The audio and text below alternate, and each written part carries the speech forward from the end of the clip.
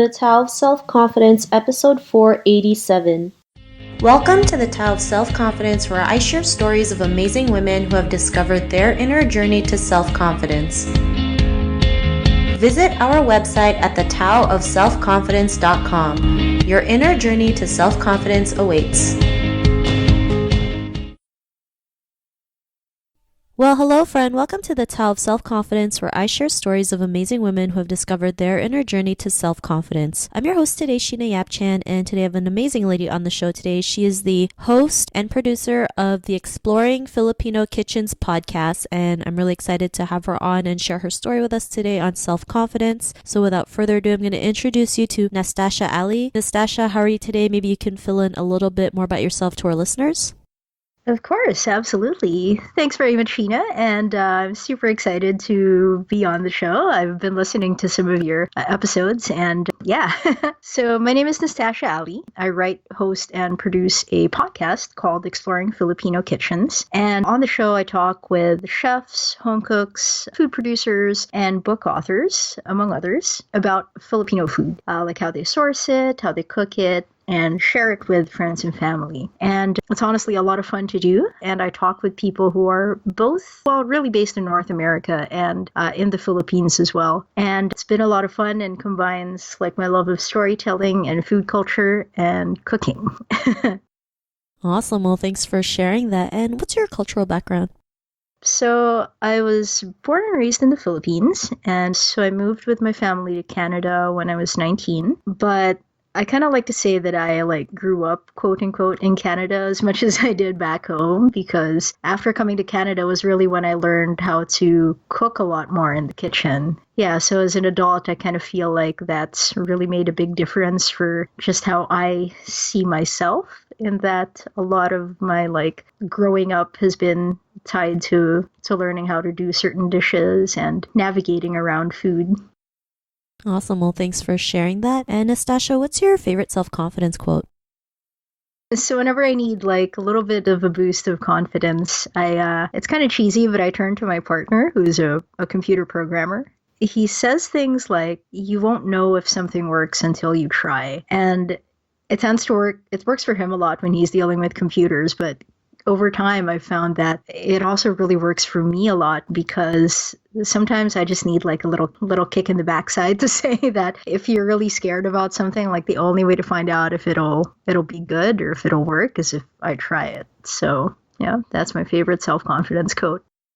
Thanks for sharing that. And that's a great quote, especially when it comes to doing something that is unknown to us and we get a little bit scared, but it's better to try it out and fail than to keep wondering what if, right? So I think that's a really great quote that your partner shared and that you shared. So thanks again. And in your own words, how do you define self-confidence? Well, to me, I think it's more like being consistent with your efforts and giving it your best. I think those are the two things to me personally that kind of define how I see self-confidence, is that, yeah, you just got to keep going at it. And especially even when, the times get a little bit rough and you feel a bit down on yourself, just to keep trying it again and again. And in the end, things will eventually work out. Thanks for sharing that great definition. And what was your life like before your discovery of self-confidence? Yeah, so I think for me, learning how to build confidence in myself was, and it is for everyone, I guess, too, a really personal journey. For me, because I moved to Canada when I was a bit older, I spent all of my 20s, literally feeling like I needed to step up and do more, because I wasn't sure what I wanted to do for myself and who I wanted to be. And there's a bit of the confusion too of being okay, do I see myself as fully Filipino, or do I see myself as fully Canadian? And just a lot of life changes and stuff going on. And that process still continues, to be sure. But I think now at least I know how to ask for help when I need it. And that was the biggest thing to kind of feeling confident about myself and my projects and my work as well. Because I'm stubborn and used to think I could do everything for myself, but I kind of realized that no person is an island. And if you believe in something really strongly, the only way to move forward is with the help of others. And to me, if you fail like if you fail with that, it helps that somebody has your back. And if you succeed, then you'll have someone to celebrate with. So I think to me, before I really realized that getting other people to help and just be a part of that journey, I couldn't really reach like that level of confidence in my work and in my projects and in life in general without realizing that there had to be other people along the way.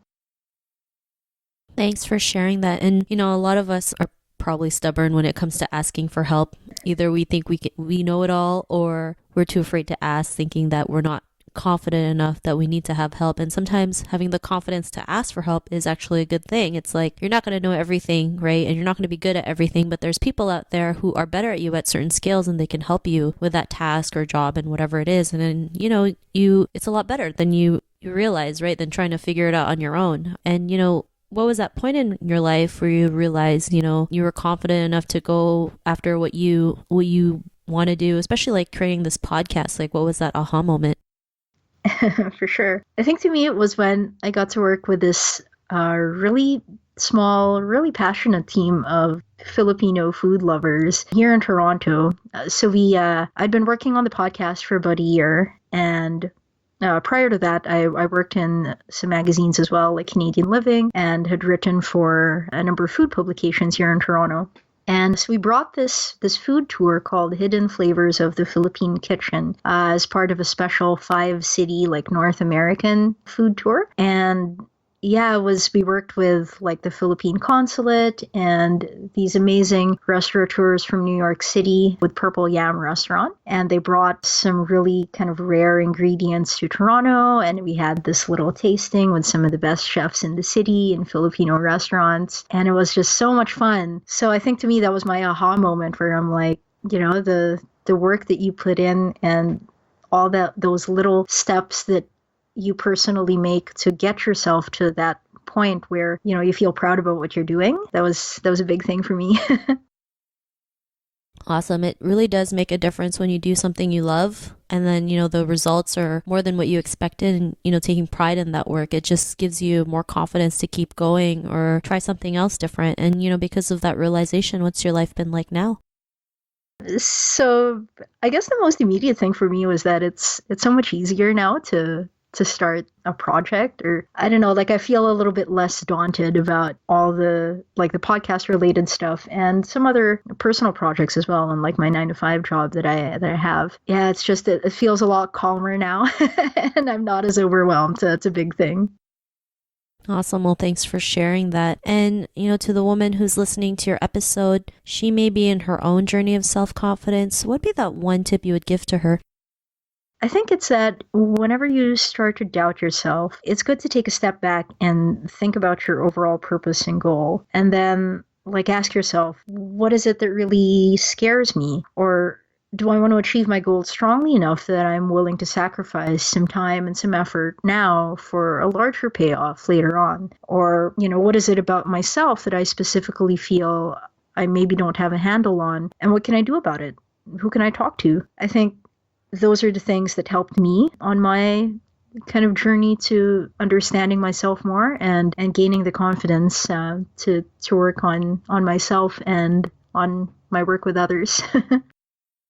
Awesome. Well, thanks for sharing that. And those are some great tips that you mentioned. And, just the questions that you're asking yourself, it's great, right? Because we can always find the right answers. It's just learning to ask the right questions like what you did. So thanks for sharing that. And if our listeners wanted to check out your podcast or check out some of your work, is there any links or social media profiles we can connect with? Absolutely. So you can visit exploringfilipinokitchens.com, look it up on iTunes or Apple Podcasts. And if you want to read some of the book reviews that I do as well, I write a fair bit of them on my blog at nastasha.ca. That's nastasha.ca.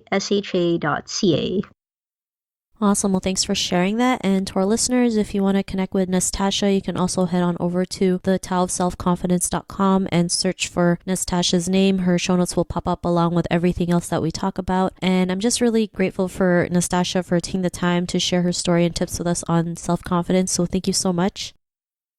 Thank you very much, Sheena. It's a pleasure, and look forward to hearing more episodes as well. Awesome. Well, it was really great having you on the show. And to our listeners, be on the lookout for another new episode of another amazing woman's journey to self-confidence. And we'll talk to you soon. Bye for now. Thank you for tuning in to another amazing episode of The Tao of Self-Confidence. Visit our website at thetaoofselfconfidence.com to check out cool resources, blog articles, show recaps, and so much more. Your inner journey to self-confidence awaits.